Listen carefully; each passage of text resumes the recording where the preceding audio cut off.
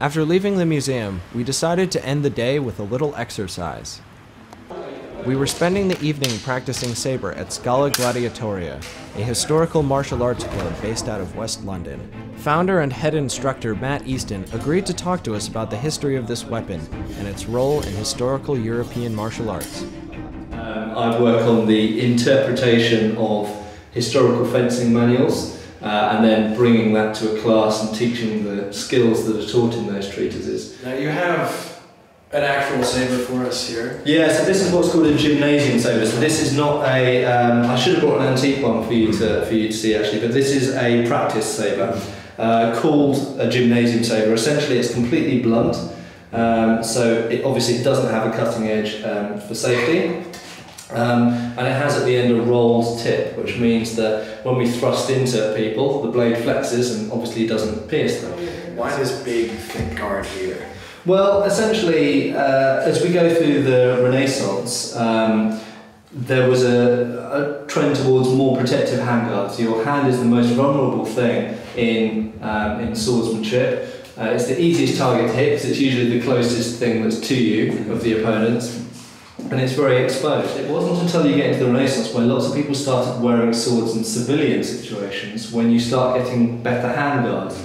Of course, once they got better handguards, they never went away because they weren't going to get. Once they'd gone, yeah, okay, this works really well. Yeah. They weren't then going to uninvent it. And what this is really is a development of that. This saber has got much more popular in about the last 2 or 3 years. You could learn saber technique and you could apply it to lots of different types of sword.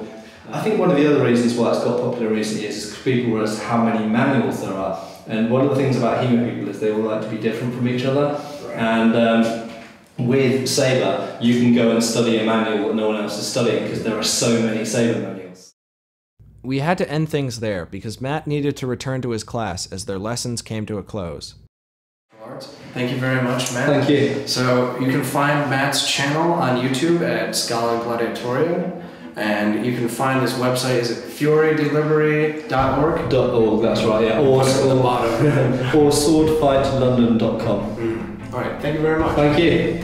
Cheers. The night wasn't completely over yet, because the advanced student sparring class was about to begin. Matt humored me by agreeing to a match, so I strapped on my gear and got ready to go. Get my battle suit on, ready to fence with saber, which I just started learning today. Matt, how long have you been training in saber? Well, saber and relate about 10 years. But okay, 10 years of experience versus 1 day. I think I have a fighting chance. Got my leg gear, I have my vest, I've got my sword.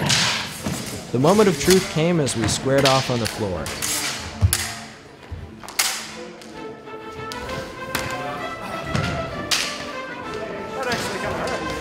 And the truth was, I was about to get what was coming to me.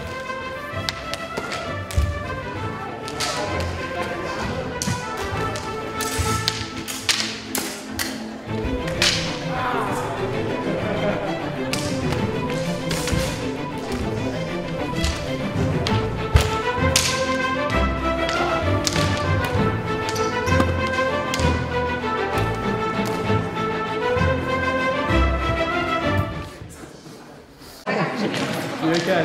yeah, I'm good.